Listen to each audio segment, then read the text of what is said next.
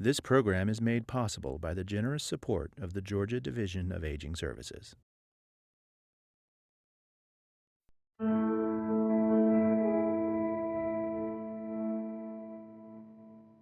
I get frustrated sometimes because people don't want to reach out for help.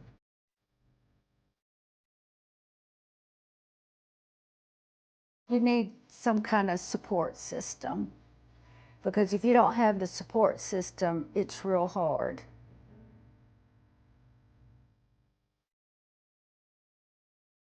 Yes, I'm scared, but not overwhelmed. Sometimes I can't help but just worry about the future. I have no doubts we're going to eventually win this war. I have no doubts. 2014 began with significant news about Alzheimer's disease, and it was not all good. New numbers on Alzheimer's disease now The actual number of deaths each year may be as many as 500,000. rivaling cancer and heart disease, in fact. Many more deaths are now thought to be caused by the disease than were officially reported. A Harvard study reported on a protein that influences fetal brain development, but does not reappear in key regions of the brains of dementia patients. Another study found that women are nearly 2 times more likely to develop Alzheimer's than men, as well as being more likely to be caregivers. And in the state of Georgia, Senate Resolution 746, expressing support for the state plan for Alzheimer's disease and related dementias, was sent to Governor Nathan Deal. And on the last day of the 2014 session, after much discussion, and this House has agreed to the Senate substitute to House Bill 966. the Alzheimer's Disease Registry. Well, over the years in the state of Georgia, we've had several laws like Maddie's Call that is specific about elderly people, but not anything with dementia. And this is the first time the General Assembly has addressed it. I think the main thing is we really don't know what we're facing in this state. We don't know how many patients with dementia there are. We don't know exactly the distribution of all the resources or how we can connect them. So I really think for me, my main job is to get the data. And I think the Alzheimer's Registry will help. This will literally be a matter of knowing the enemy better, and that knowledge can only help. I don't know how many people there are out there that are in Georgia that have dementia. I would say that the research indicates that perhaps 50% of the population with dementia doesn't have a diagnosis, which means they're not accessing the health care. That, I think, needs real improvement.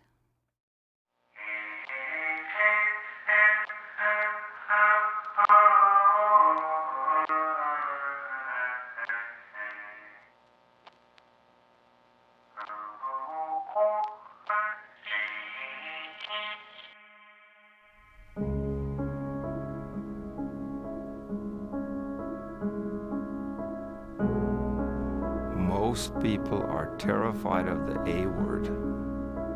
There have been a couple of studies that have actually shown this. I think that if you surveyed individuals over the age of about 60 or 65 today, the most frightening diagnosis that they could receive is not cancer, it's Alzheimer's disease.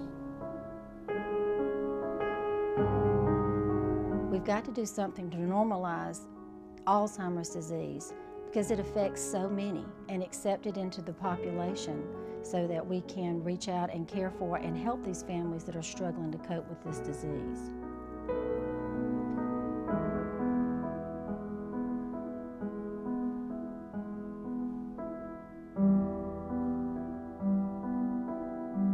I think the stigma that goes with that term is very different than maybe what it really means, which is that the brain is not functioning well and there's an illness or a sickness of the mind.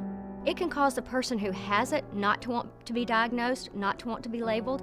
It can also cause families maybe not to want to see the signs because they don't want to admit that mother may have dementia. If there is a problem, the sooner you know, the better. Having a person learn and a family learn about the illness, about what to expect over the course of the years ahead, gives a really important opportunity for people to plan appropriately.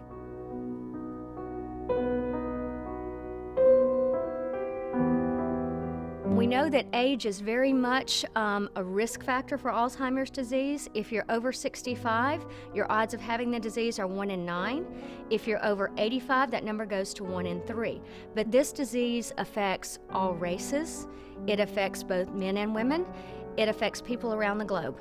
It's mainly a question of life expectancy. African American women live longer than African American men, so they're going to be more likely to be affected by dementia. At the same time, Caucasian women live longer than white men, so you're going to find more Caucasian women with Alzheimer's dementia than you will find men, and it's strictly a question of life expectancy. The baby boomers are now turning 65 at the rate of 10,000 a day.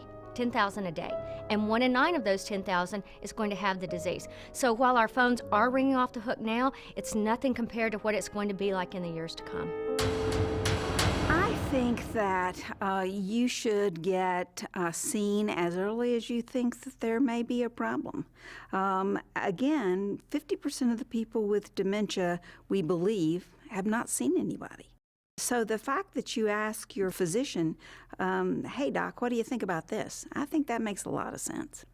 Go to the doctor and find out whether it's just normal aging or normal memory loss, which a lot of these instances could be, or whether you need further treatment, or whether it mild cognitive impairment and ultimately Alzheimer's. The earlier we identify those difficulties and the earlier we diagnose an individual with a problem, the more likely we're going to be able to successfully and effectively treat that.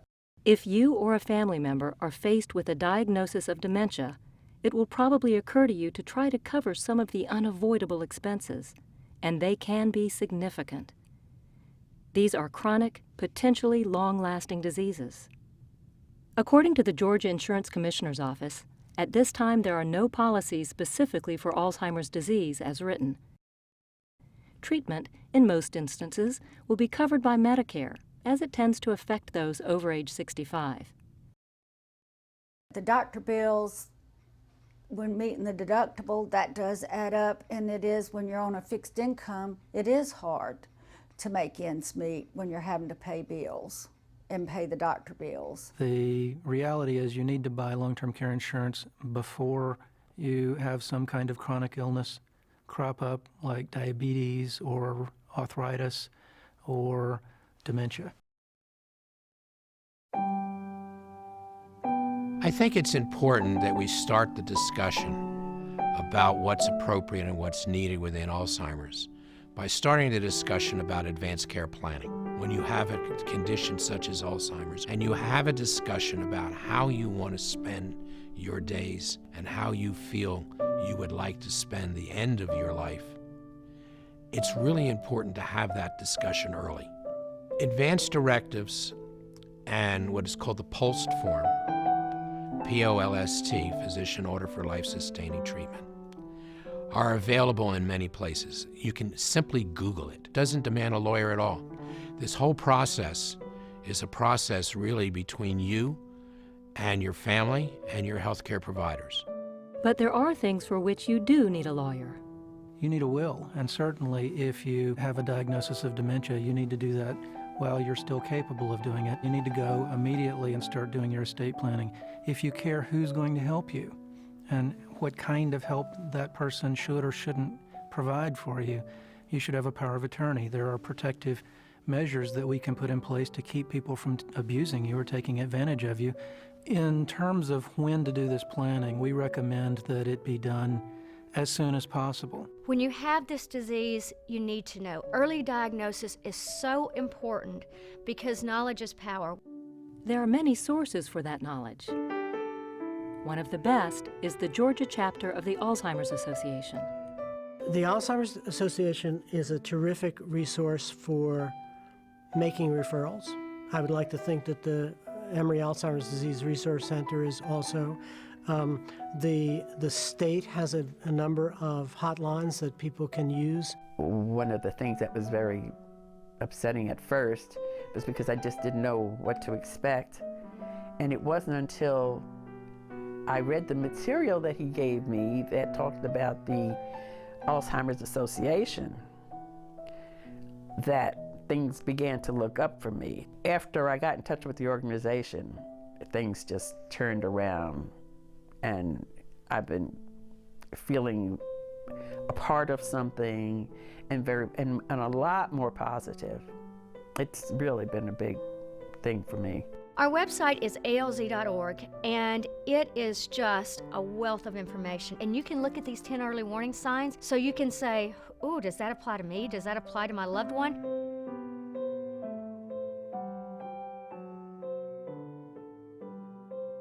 It also gives some examples of what are not warning signs, so you can set your mind at rest if some of the things you're seeing are really normal aging. We are there to help everyone.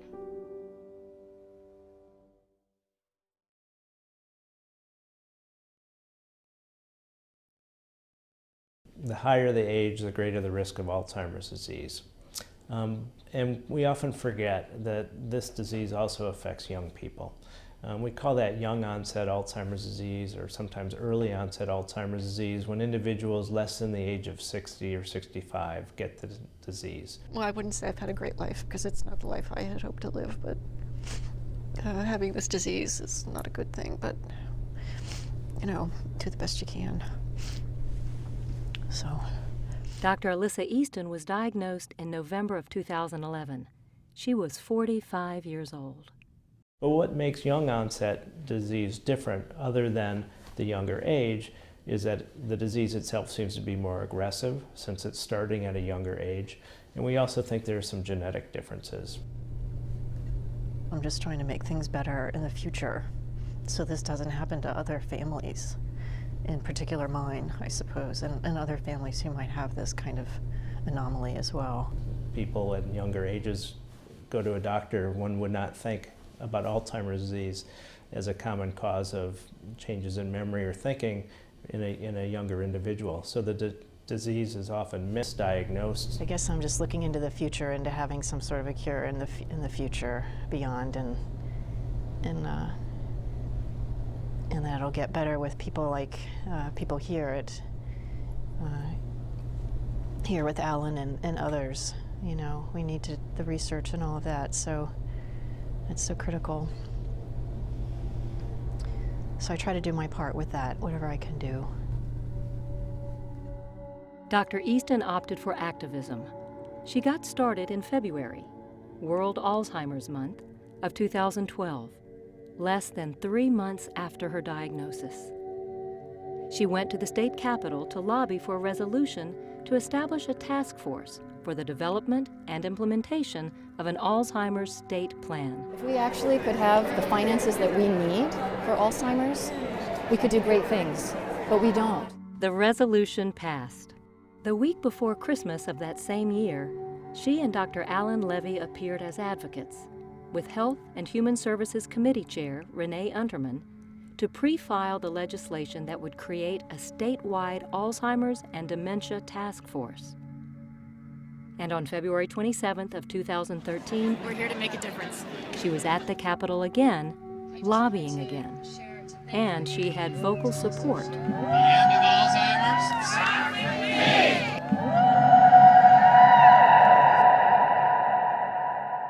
One of my accomplishments was getting appointed to the State of Georgia Task Force, which last year said we want to have a new law and we want to look into, we're going to have more people with Alzheimer's and dementia, so there's a task force on Alzheimer's and other dementias. And I was appointed to that committee because they wanted somebody on the committee who had it. It was wonderful.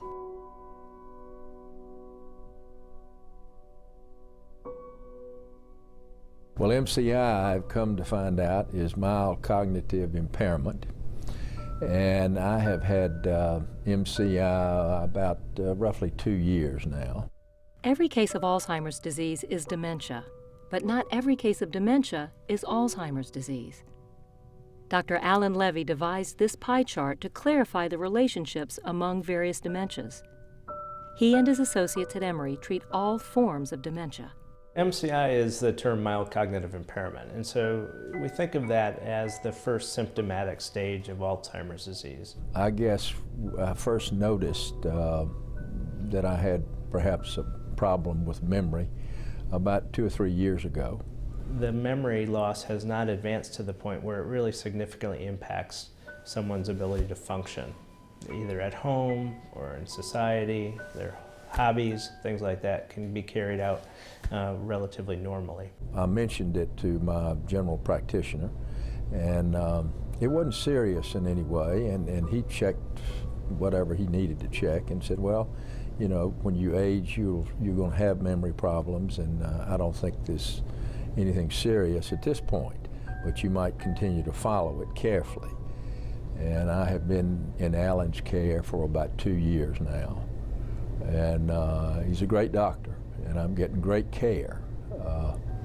But this disease or this issue really has its challenges.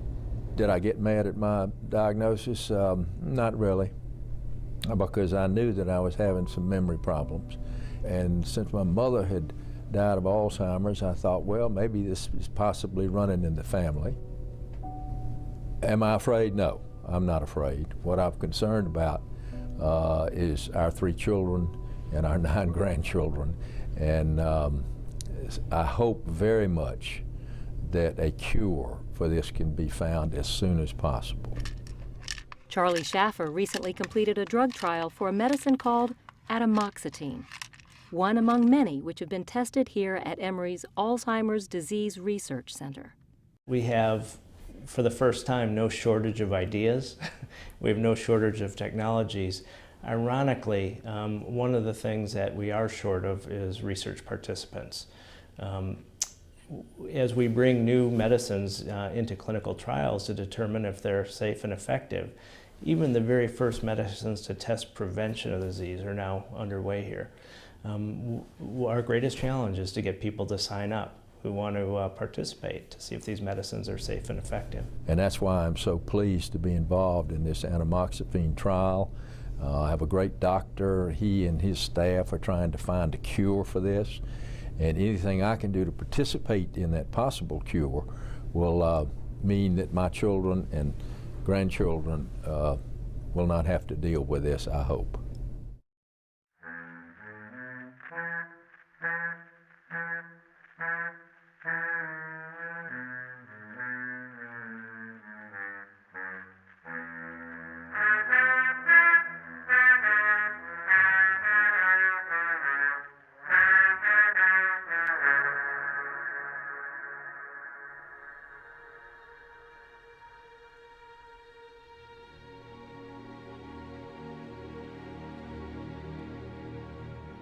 I teach our students that in 2014, Alzheimer's disease is incurable, but that does not mean that it's untreatable. And so you try to treat what you can while you have other sharp minds trying to find other things that may help. The FDA has approved 2 medications for the treatment of dementia symptoms. Several brand names for cholinesterase inhibitors, approved for use in the early to moderate stages of the disease, and memantine, brand named Namenda, for treatment of moderate to severe Alzheimer's. They're not as effective as we would like. Some people respond better than others, though, and see significant benefits. Neither is a cure, but they may help lessen symptoms for a limited time. I'm on Aricept, 5 milligrams, and then a year into Aricept, the neurologist said, we'd like to put you on Namenda, 10 milligrams twice a day. And my wife says that that has helped. So there are approved treatments, but there are also a lot of things available that allege they help, but may well not. One Google search can yield an extraordinary variety of products with very intriguing claims. A lot of family members are so desperate, they will just try anything. And so the physician has to be their advisor. Almost universally, those claims are overblown, and And in the worst instances, I think that they represent a really inappropriate and reprehensible commercialization, taking advantage of people's desperation. There is, in fact, no cure for Alzheimer's disease. You know, medicine men have been around for a long time, and in the new era of open access, the internet's available to everybody, people are really abusing elderly. There are things that we warn people about. People who have this disease are at risk. They are at risk for others to take advantage of them. And because of that, we have a program that helps people identify any signs of financial exploitation, any signs of abuse, because unfortunately, as sad as that is to say, that can happen. It does happen, and we're seeing it more and more. I have a real problem saying what I want from caregivers right now, because I still feel like I'm very much in control.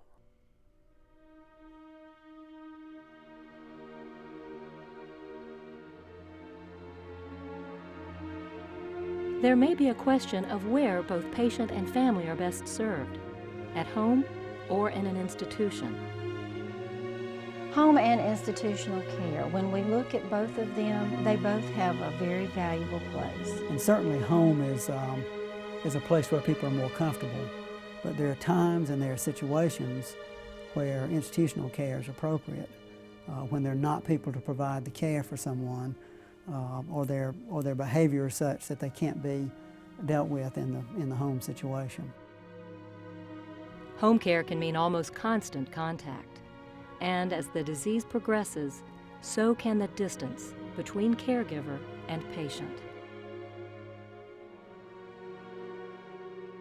The most important thing I tell family members is that they need to make sure that they learn everything they can about the disease, and that they enroll in some class to learn how to manage certain behaviors, simply because a lot of people think that just because you're older and maybe you're demented, you know, you do things that you really can't help. And the hardest thing is trying to get family members to understand that they don't think and process information the way you do. Alzheimer's disease is a progressive disease of the brain that destroys the cells that govern memory, thinking, reasoning, and even behavior. So it's not just a problem with memory, it's also a problem with behavior.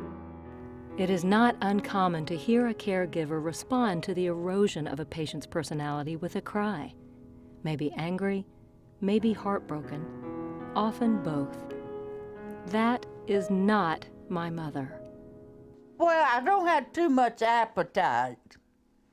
I like steak, I like shrimp, and most anything, but it doesn't take much to fill me up. What we tell people is you have to separate the disease from your loved one.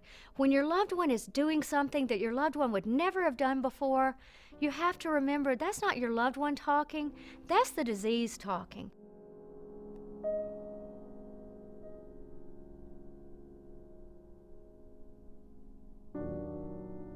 She's my mother, and I feel like I need to take care of her.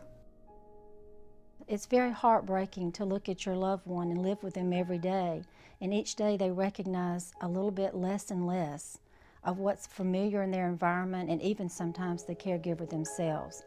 You have to accept the fact. You don't need to hide from it, because I feel like because we accepted it, Mother and I both did, it upset her at first, and I said, we're going to take this on. I said, we are going to get it handled, and we did. Your loved one can no longer step into your world. That's the reality of it. Your mother is not going to step back into your world, so guess what? You have to go into her world now, and you have to relate to her, and you have to communicate with her in a way that makes sense for her, that makes her comfortable, that reduces her anxiety and her stress.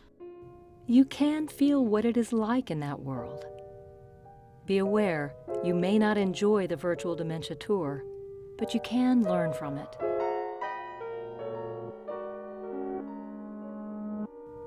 Devised by P.K. Bevel, using various sensory manipulations and modifiers, it offers an open door into the dementia patient's world. As far as I'm concerned, the virtual dementia tour isn't something to be viewed as a fearful, negative thing. It's something to be viewed as an attempt to get a better understanding of dementia so that we can serve them better. Take a minute to walk in their shoes and you'll be able to see the world from their perspective, and then you'll be able to alter the environment, alter the way that you talk to them, and maybe even view some of their behavior as normal, which is what it is for a person with dementia. People view it as a mental disorder, but it's not. It's actually a physical disorder because of the way the brain kind of implodes on itself. I spent a lot of years trying to study what happens in the brain of people who have dementia, and then I started to figure out how to simulate that behavior in a normal person, whatever that is. It was pretty immediate. I didn't even know what I was doing in the room, what I was supposed to be doing. Couldn't read anything, I couldn't see anything. I was confused, felt like nobody was willing to help me. It's a pretty uncomfortable state. How are you? Good? I am glad that I did the test because it gives you a better perspective on folks that have dementia and how you can empathize with them and help them. Is there something I need to be doing? Just because they're experiencing some cognitive decline and they're not playing well with others on the same plane with everybody else doesn't mean we marginalize them. It means we take further responsibility for them and we embrace them and make them a part of our culture. As far as hope for tomorrow, there is no cure in sight right now. There's just not. So we have to do something right now for the people that actually have the disease. It's rolling around 5.3 million in the United States.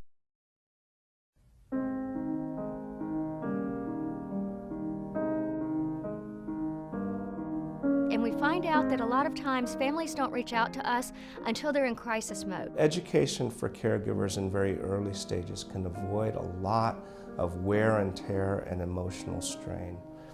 As demands change and evolve over time, continuing education for the caregiver is critically important. The caregivers always need to keep in mind that their well-being, the caregiver's well-being, is critically important for the patient's well-being. Like a lot of people, I'm a middle-aged woman who has an aging parent who has dementia at home, and her care and her safety is my priority.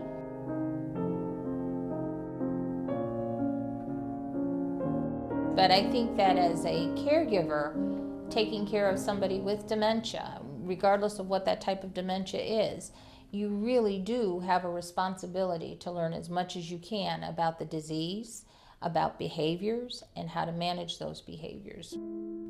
There are a lot of books about dementia to help caregivers and patients.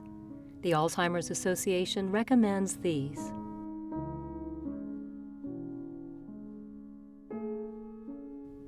And Chicken Soup for the Soul, Living with Alzheimer's and Other Dementias, 101 Stories of Caregiving, Coping, and Compassion by Amy Newmark and Angela Geiger.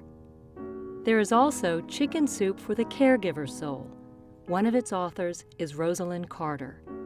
This was not her first handbook on helping. It began with us helping people caring for those with mental illnesses. What I found was nobody was doing caregiving, and everybody thought somebody should do it. And so we went to work. I wrote a book about caregiving, and that's been one of the major things that we've worked on, people caring for those with Alzheimer's at the Rosalind Carter Institute. The Rosalind Carter Institute for Caregiving on the campus of Georgia Southwestern State University in Americus was founded by the former First Lady at her alma mater in 1987. We did a survey, and what we found was that people had no idea where to turn for help. They were at home, lonely, isolated, not knowing where to turn for help. If it wasn't for the Rosalind Carter Foundation helping us out with having a Help at Home come out and help me with my mother, it has been a big lifesaver for me. And I'm thankful every day that I have this support system, because if it wasn't for that, I don't know what I'd do. And it's been a wonderful, wonderful help for me. And it's been a big help for my mother too, because it does give her somebody different besides me to talk to. It is possible sometimes to feel isolated as a caregiver, but you are not alone. There is a lot of help. Many times now there are organizations that provide help to caregivers, and it's just a matter of getting connected with that help. Reach out and know what your community resources are. Reach out for support groups, reach out to your healthcare providers, ask questions now. Look at these websites, the resources that they have at the Alzheimer's Association, the Rosalind Carter Institute for Caregiving, the AARP. The web links there are repository, wonderful repositories of information centers that can assist the caregiver to prepare ahead of time so that they are ready and so that the journey is a much smoother journey for them and their loved one. If someone were to call us today at the Rosalind Carter Institute for Caregiving and request help that they thought their loved one might have Alzheimer's disease, or that they have received a diagnosis of Alzheimer's disease, we can direct them to a variety of resources in their community, depending on where they live. We can give them information about the disease itself and also do active referrals to the information centers across our state and other states. We have departments of public health in every single county in the state, and we are involved in community planning in every single county in the state. So we have direct contact, on the ground contact with the people out there who have the problem. Help for persons who have this disease and their loved ones does not depend on income at all. We have a wide variety of services to meet the person wherever they are. We have programs and services for people who have resources. We also have programs for people who don't have resources, and we never turn people away. Our services are provided absolutely free.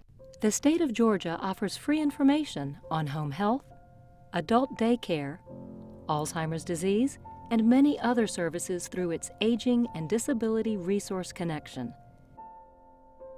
Their web address is georgiaadrc.com, and their toll-free number is 1-866-552-4464. The Alzheimer's Association of Georgia can be reached at alz.org. Their 24-hour helpline number is 1-800-272-3900. We'll repeat this information at the end of the program.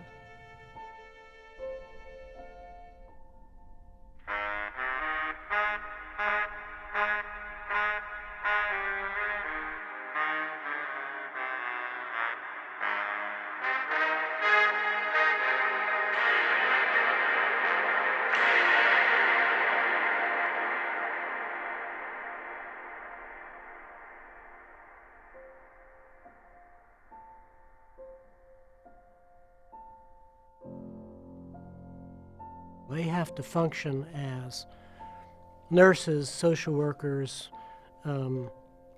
chief financial officers, as well as drivers and security officers and launderers and dietitians. So they've got a lot of things that they've got to do to guide the person through the day. As a caregiver, you must have patience with the Alzheimer patient. But I say that it's not one size fits all, because each individual is different. And that also includes the fact that you have to be patient. You have to love what you're doing. Moses Oluloro was born in Nigeria.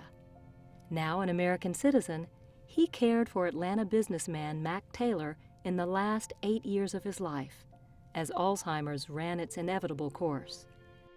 It taught him valuable lessons. He teaches them and he shares them. Alzheimer patients are different from all other patients. As the disease progresses, they will not be able to tell you exactly what they want, what they don't want. your goal is to give them the best care and for them to live the ultimate life that they have, the fullness of their life until their last minute on earth. You don't look at what is going to happen at the end of the day, but you look at what each day, you take each day at a time and you care for them with all your ability and give them what you think they might need. Caring is not by words, it's by your attitude and the way you are to a patient. Making sure that the caregiver is informed about what's available and how to manage things, or more importantly, where to go if he or she needs help. That's real important for managing the care of somebody with dementia and making sure that the demented person is healthy.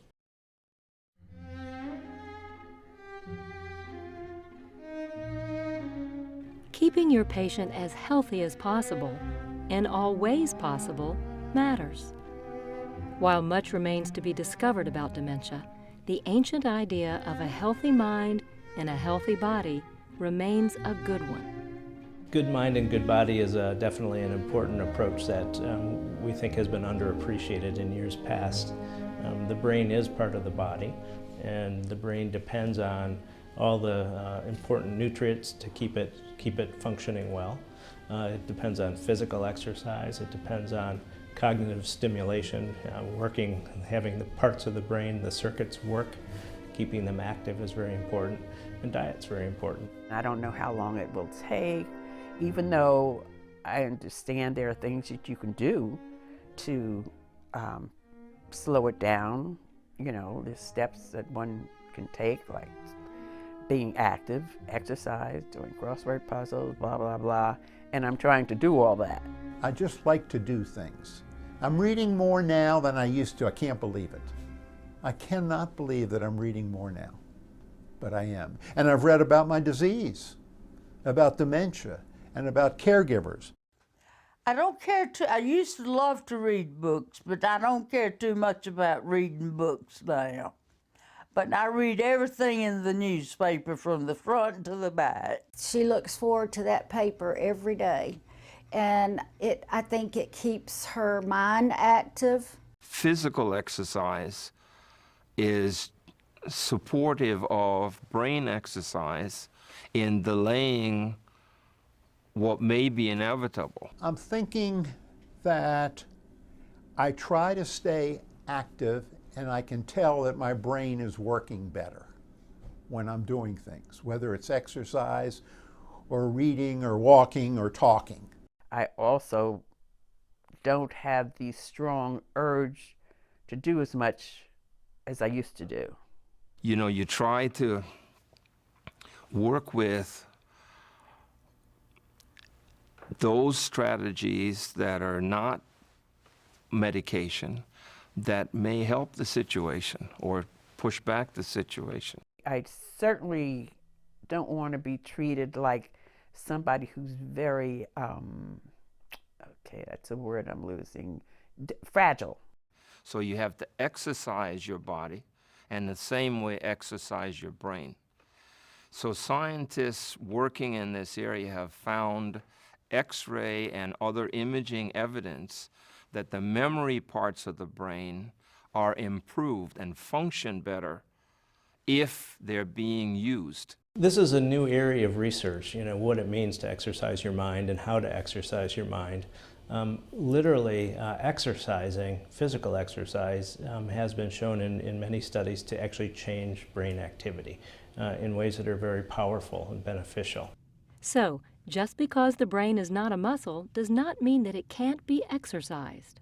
So it's overly simplistic to say use it or lose it, but the point is, each time you use it, you're creating a memory trace.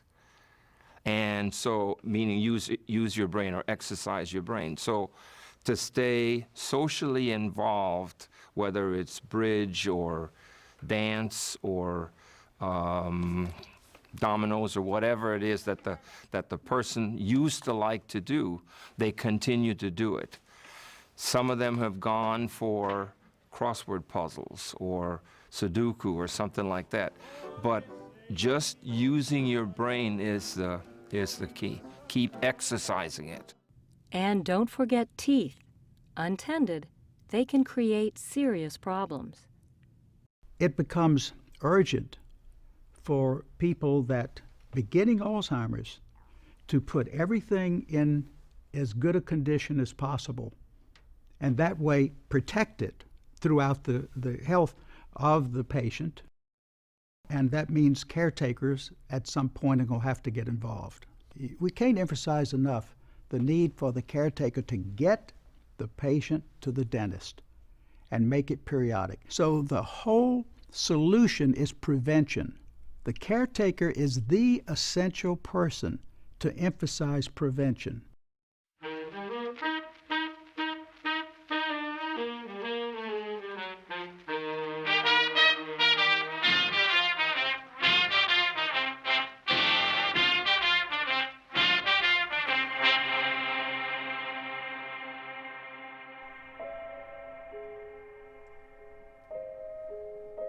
Some people have called caregiving the 36-hour day. It is a wearying experience. A lot of times you don't have time for yourself. And you just it gets, some days are harder than others, and then some days there's just a joy to be a caregiver.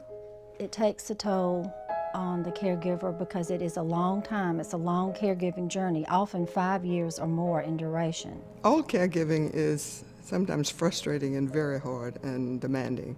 You know, caregivers tend to, a lot of times, feel very selfish if they want to take any care of themselves, if they want to look at their own needs.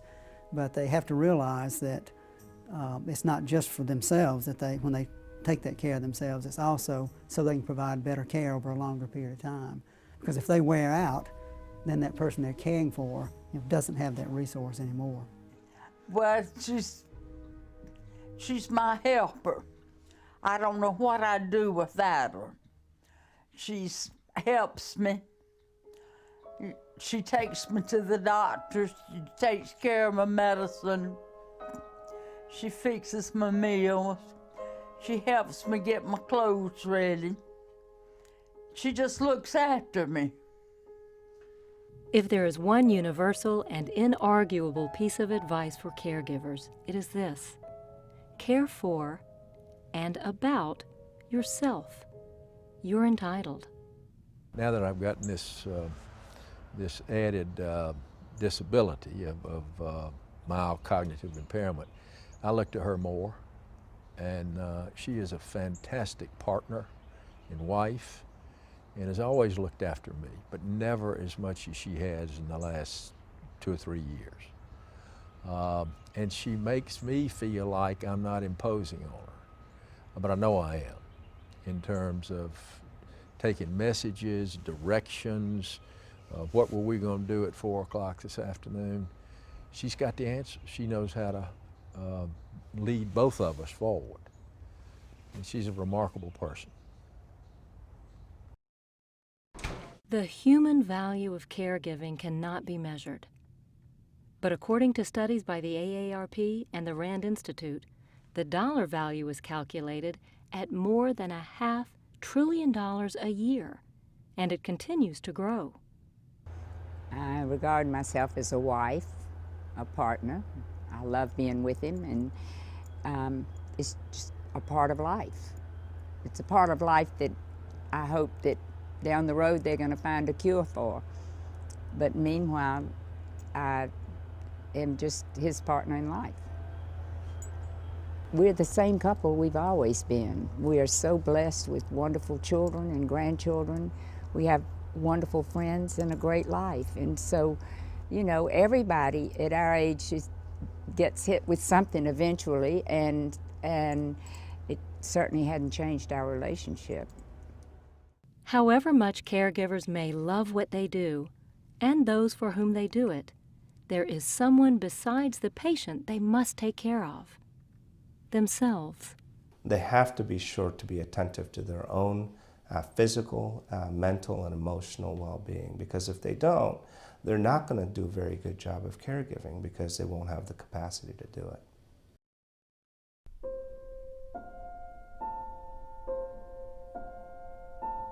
The biggest problem with poor caregivers is they need respite time. They need time off from taking care of their loved one. Respite is critical. We don't have enough respite.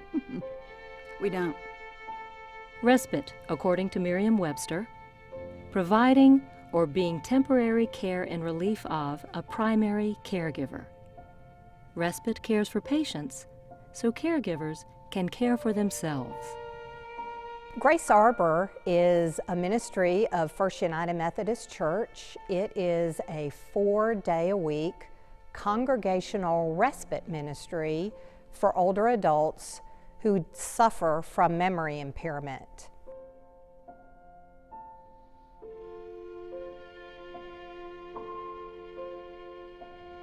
We provide activities that stimulate these older adults both socially, emotionally, spiritually, and physically.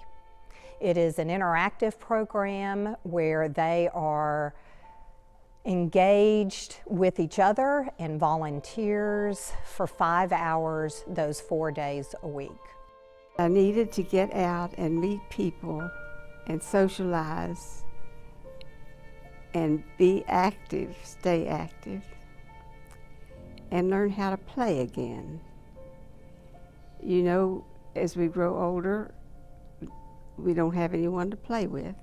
It's not sectarian. We are very open and welcoming. We make no bones that we're a Christian organization, but agnostics are absolutely welcomed. And I always want to make sure that whoever comes is not offended, but we don't make any bones about we do devotions. As soon as I saw the people, the joy that we have, and all of the friends that you can make, and we are just like a whole family. We just act that way, and I love it.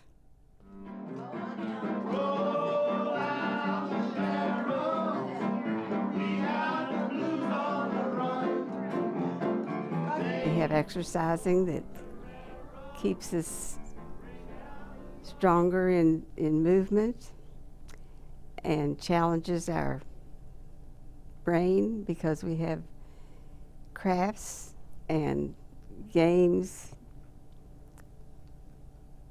And then we have the devotions, singing in the morning. This is my story, this is my song. There's something about hymns, there's something about prayers, there's something about scripture that just hits them deep.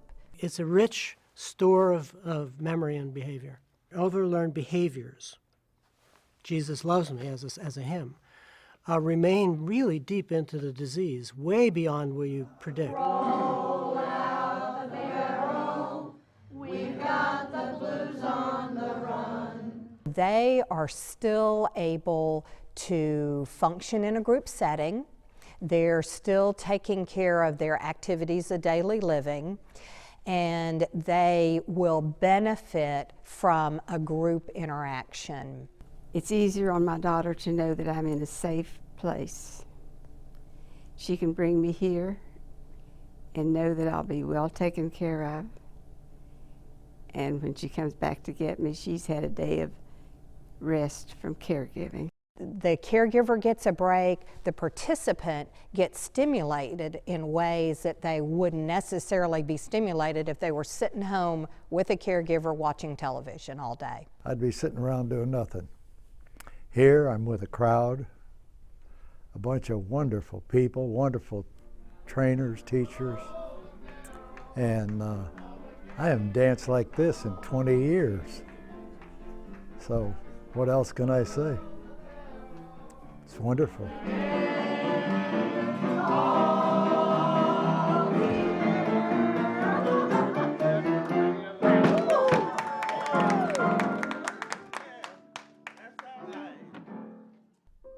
Meals on Wheels, in addition to its food delivery program, offers respite at its adult daycare center. In the charity's own words, It provides support for seniors and their families, medical staff for consultations, and specialized physical and cognitive exercises. Seniors are better able to enjoy quality time with their families at home.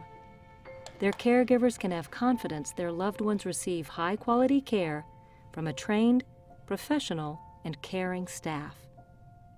The Adult Day Health Center is open Monday through Friday from 8 a.m. to 5 p.m.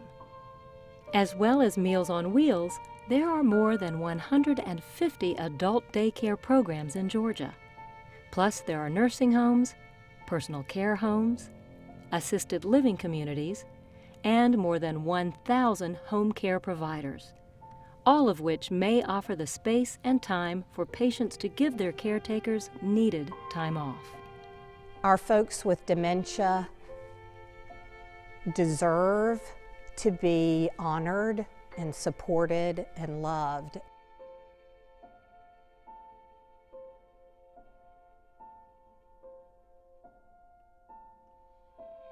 In addition to the books and websites and government agencies and respites and caring charities and medical providers where you can find information and help, there are also thousands of people who want to help. People like Sandy, Dave Ellis. This is Dave, and I am helping because I'm giving him somebody to talk to who listens and cares. He's very high functioning, but he obviously has dementia, and he comes in and he sits down on the phone and he calls other people who have dementia and he talks to them. He talks to them about what they're going through. He shares his experience. And I enjoy talking to people, and I hope that we can develop some kind of a dialogue that maybe I can be helpful with the things that I've been doing, which may make your life easier. So I'm staying pretty busy. And I love it. And I don't have to worry about compensation. None.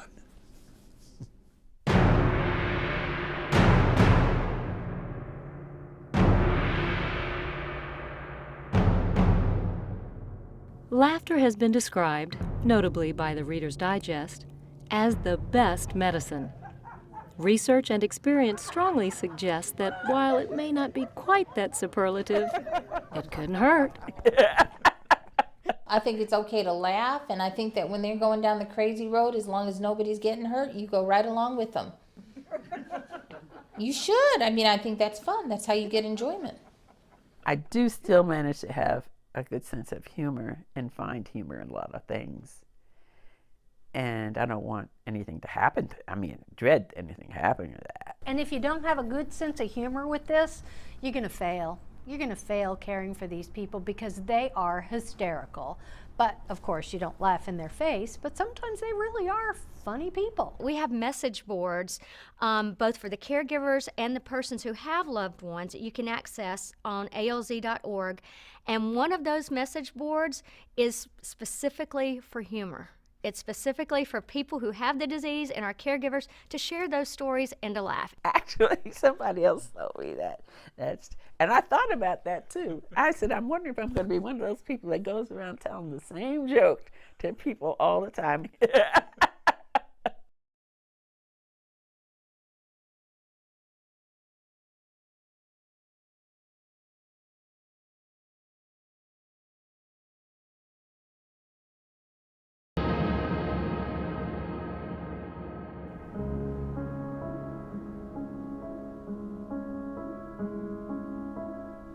There's some really good research that's going on, thank God, and Emory's a huge part of that, which is wonderful. Thanks God to them. The Alzheimer's Disease Research Center at Emory University is a nationally recognized facility.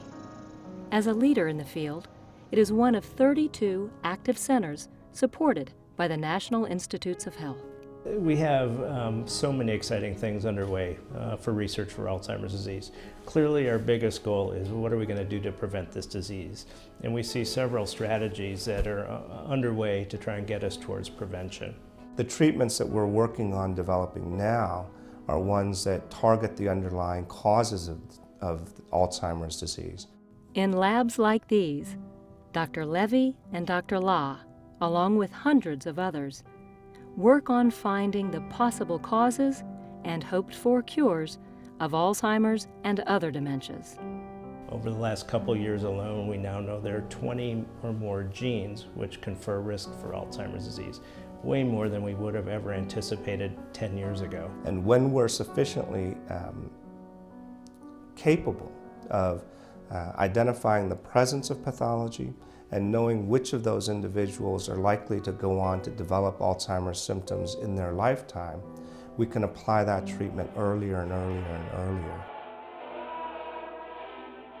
And so we have to develop tools to make it easier for people to get a diagnosis. So we're working on things like new blood and spinal fluid tests to help diagnose. But I think that the likelihood and the thrust in the field right now is to develop more effective preventive therapies, preventive treatments. So prevention and treatment to me are almost synonymous. We've also seen tremendous progress with brain imaging research over the last few years. So we now can also diagnose Alzheimer's disease much more effectively through brain imaging that lets us see the pathology. We have no shortage of ideas. We have no shortage of technologies now. We know how to get to that goal line where we have better treatments and preventions. And now it just is going to take time and money. But in spite of all that, I'm extremely optimistic. I've been promising people for 10 years now that during the course of my active career, we will see effective prevention methods in place, and I firmly believe that. I've never been more optimistic about our odds. I'm very confident we're going to get to a day where we can actually prevent the disease.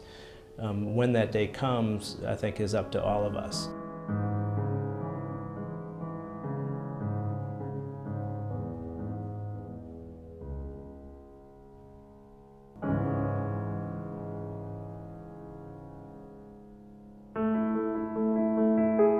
There's hope through research, but there's also hope in helping them see that they can still lead meaningful lives, especially in the early stages of this disease. I don't think about it getting worse. For 3 years, I've been going along pretty steady. And that isn't a long time, but it's longer than some people. At 72, with this disability that I have, and with the support group that I have, I'm a lucky guy. This program is made possible by the generous support of the Georgia Division of Aging Services.